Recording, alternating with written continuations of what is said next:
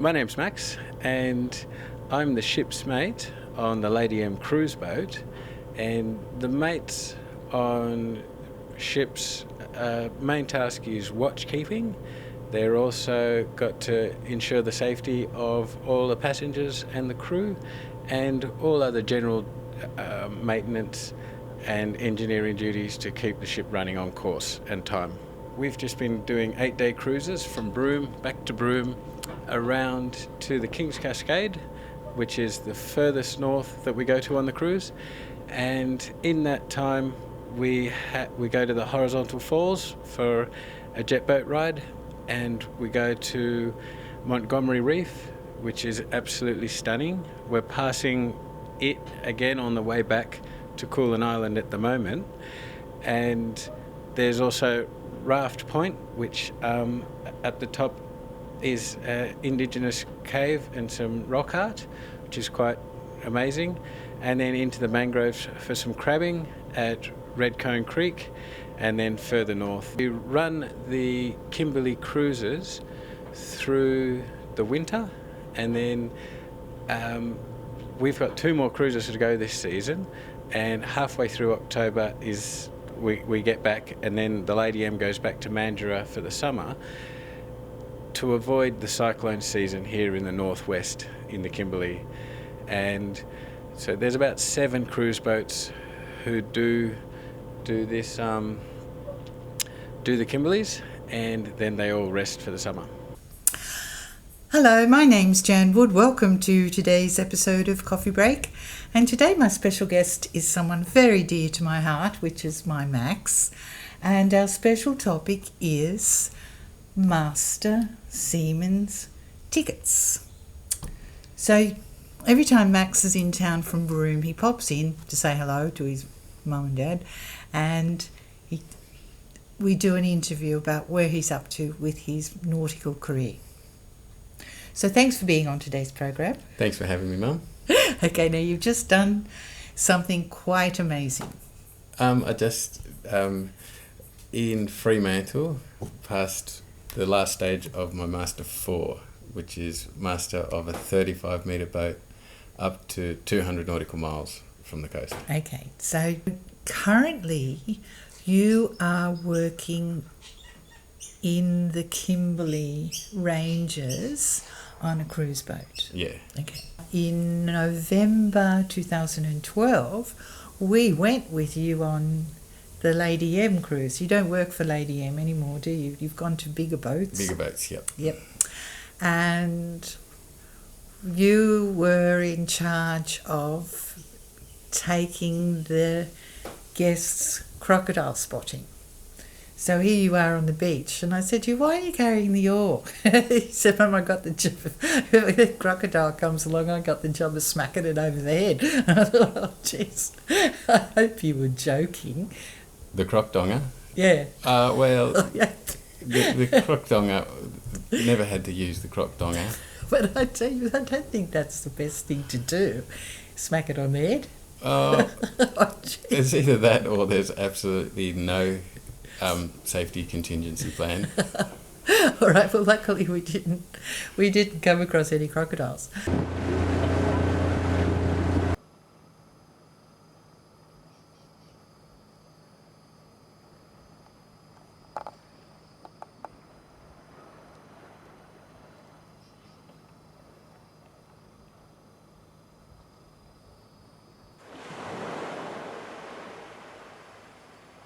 But the funny thing is, that night I was sitting down the back of the boat, and there was this log. There was this log swimming towards the boat, and it came right up to the bottom of the boat. It was this huge crocodile, and then the captain of the Lady M decided to be a bit of a lark, and he played ball with it. So he threw over one of those crab trap markers. And I was absolutely terrified that this crocodile was going to leap onto the boat. Do you want to have a look at this? Yeah, this is good up close with the crocodiles, captain toying with the crocodiles in the Kimberley. He was such a funny man. Yeah. I said to him, what if you get a passenger on board and they're really, really difficult. So they just disappear. They just disappear during the night. That's right. I hope he was joking. It is quite big actually. Shit, he's quite spooky.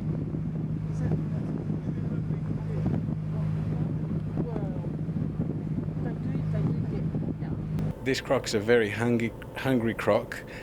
They only hang around when they're hungry, and when they're hungry, they're very aggressive. If it's already eaten, doesn't really need to eat for a couple of days, then it just lies in the sun or hangs out in the mangroves. And at the moment, in September, they're nesting, so we don't see that many, just some young ones out playing. Crocodiles grow to 5.5 metres, and I forget how old they live to be, but something like 70 years old. They're amazing creatures, but they can never be tamed. They'll always eat you when they're hungry.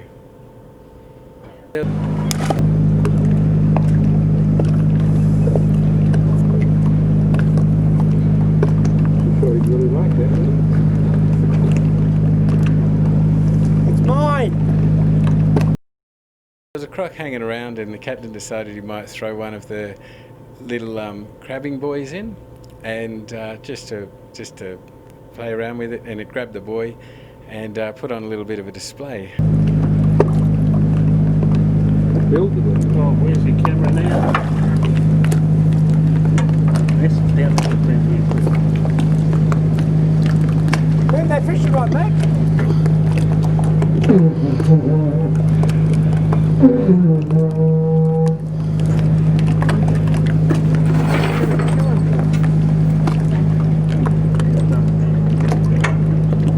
Hey Max. Yeah. Call the girls, I probably want to take a photo.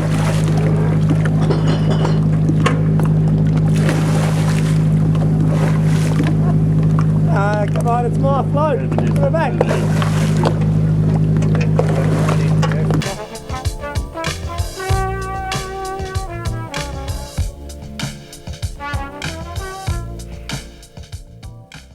Got in the Kimberleys, the biggest tides in the world.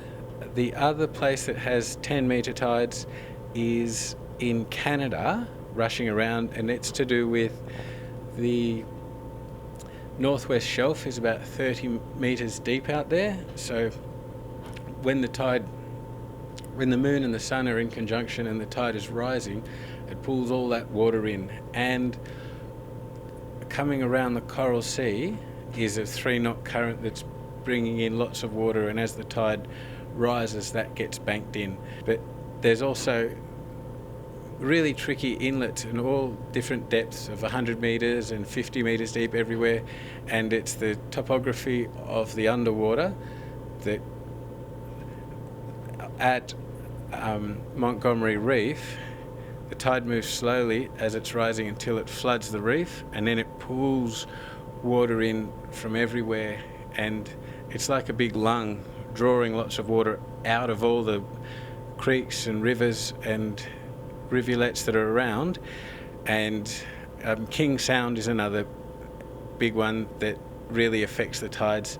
The tide rushes out of there, and then it sort of goes haywire around Cape Leveque and around east as well. And this morning we're at Montgomery Reef at a very important time. The tide is at the midpoint and it's rising to a 10-metre high.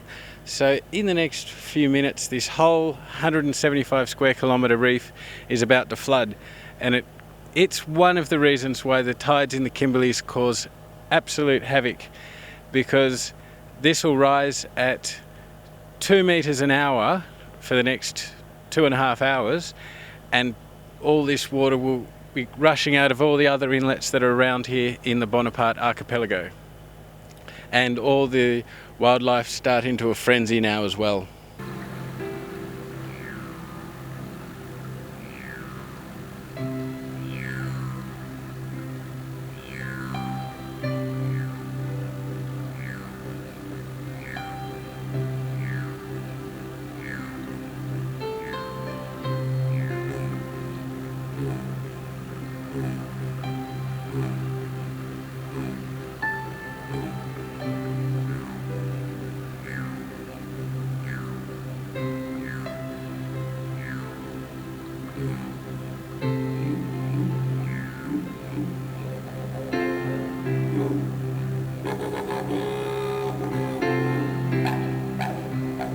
A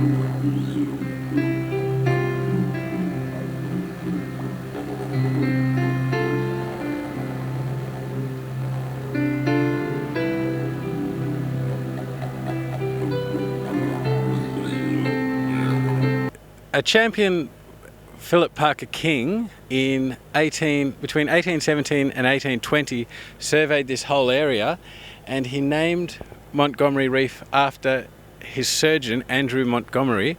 He really liked this guy, so he named this fantastic place after him. And it's made up of Montgomery Island, which is over there, which is a really flat, low-lying island. There's a couple of other islands, and there's High Cliffy Island over there.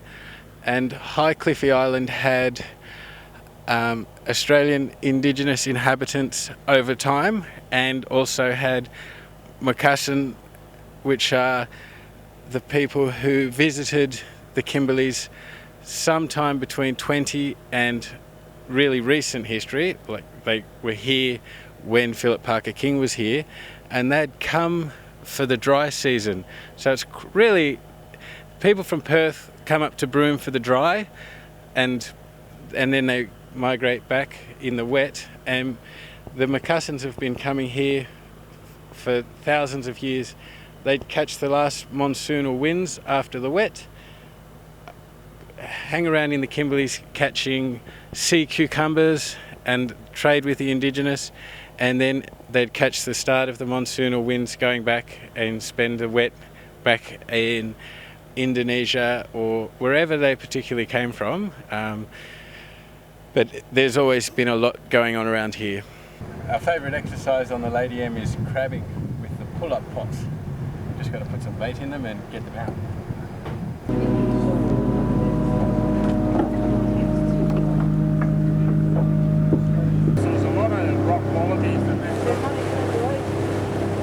So here we are in the dinghy, mate, going crabbing.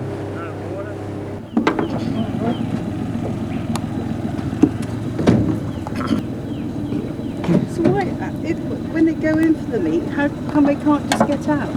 Okay, just pull the side. Pull the side back.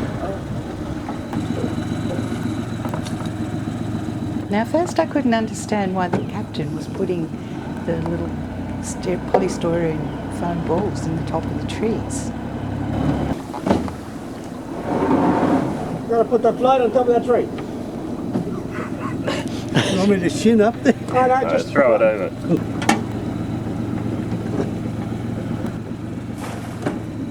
So in go the traps.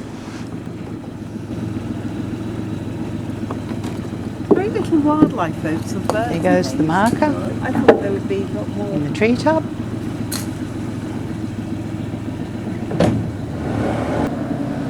It'll be different when you come back in the net. Yeah. This is where the crocodiles lurk.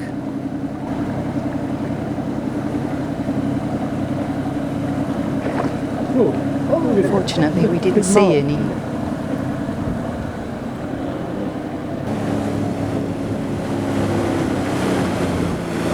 This is 1 hour later in the same spot. You can see how quickly the tide has risen.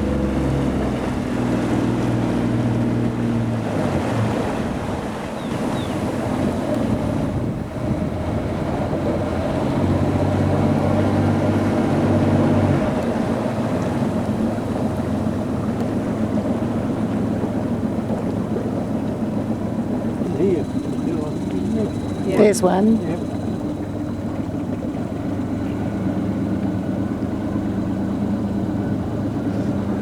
What's the deal, Bill? Pull it quick. Yeah.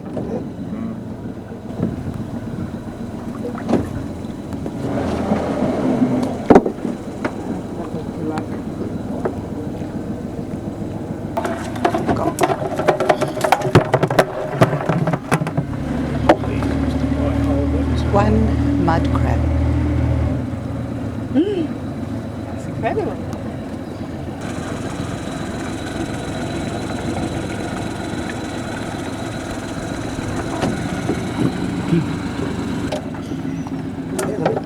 Another one.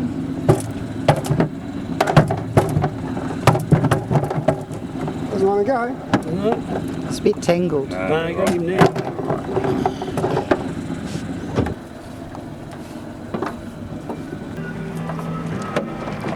So this is later on, and they've been put on ice to be anaesthetised before they go into the cooking pot.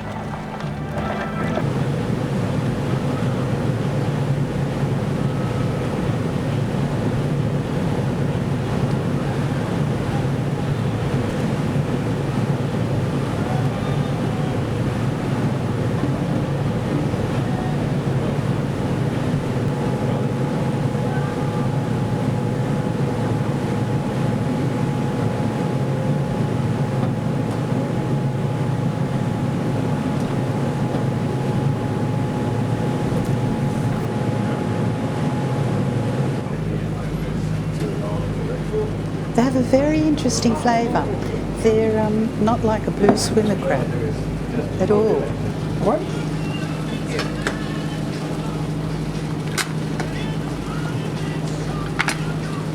Buckle up.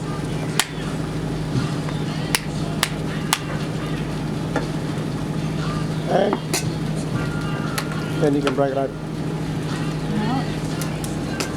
Same with this one.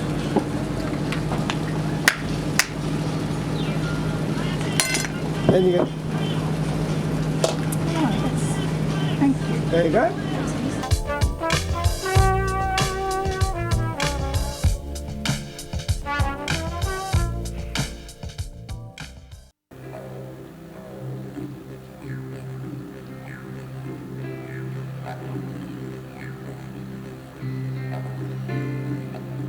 There was a lovely kite. We were feeding it some bread and it was diving, and we were just looking at its behaviour.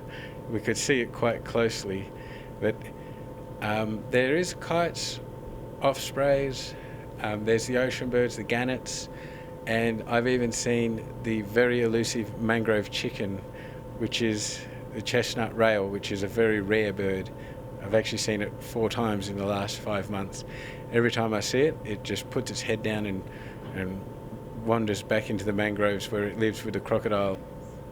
We often see the whales, and they come up to the Camden Sound to rear their young. They breed on the way up, and they have a very safe and relaxing time in the Australian waters. And then about this time, the end of the season, when the tourist boats are going back as well, they make their way back down south and hang out in the colder waters for the summer. And sometimes in a day we'll see 25 whales splashing around, usually a mum, dad and a calf. And I think that we really like to whale watch because they're a fellow mammal and we really relate to them really well. And you can tell that a whale that's just jumping up and breaching and splashing is just having a good time and enjoying life. So we never swim off the back of the boat in the Kimberley, and it's just not safe because there's lots and lots of sharks everywhere.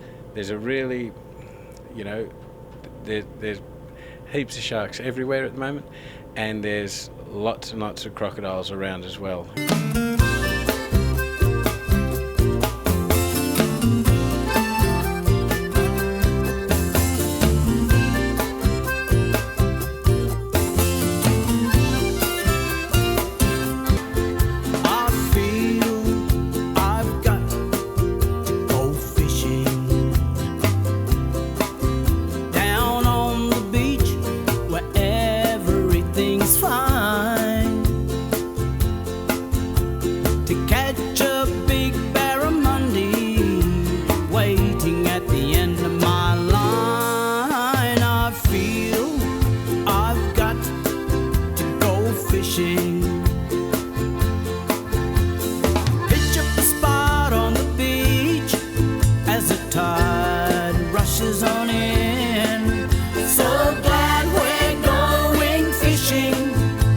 A fish for a bite to eat.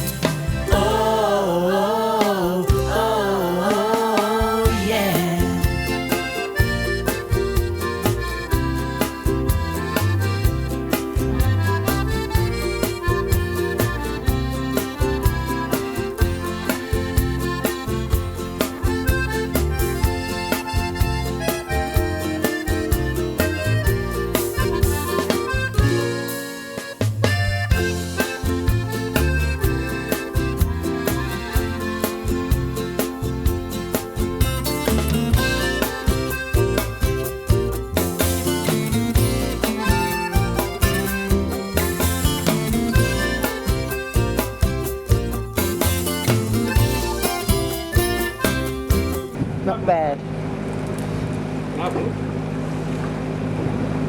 Who got that one? My mum. Okay, so now you've just got your Master 4. Congratulations, that's a wonderful achievement. I'm very proud of you. Thanks, Mum.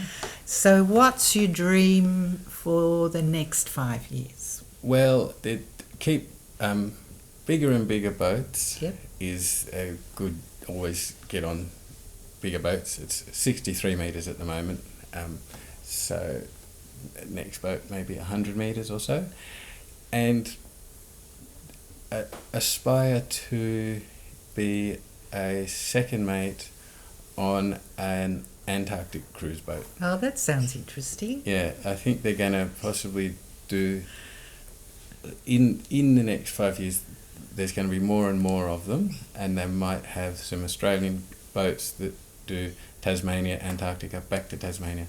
At the moment, there's one that does New Zealand, Antarctica, Tasmania, Antarctica, New Zealand, but I think they're going to put a run that's based out of Tasmania. Obviously, they only do it in the summertime. Yes. I've got to know a few people that have done the Antarctic cruise, and they say it's wonderful. Wonderful. I can't see myself doing it, but yeah. Well, good luck. And next time you're in town, please drop in and come back on coffee break and tell us all your adventures. Sure will, Mum. Thanks for having me.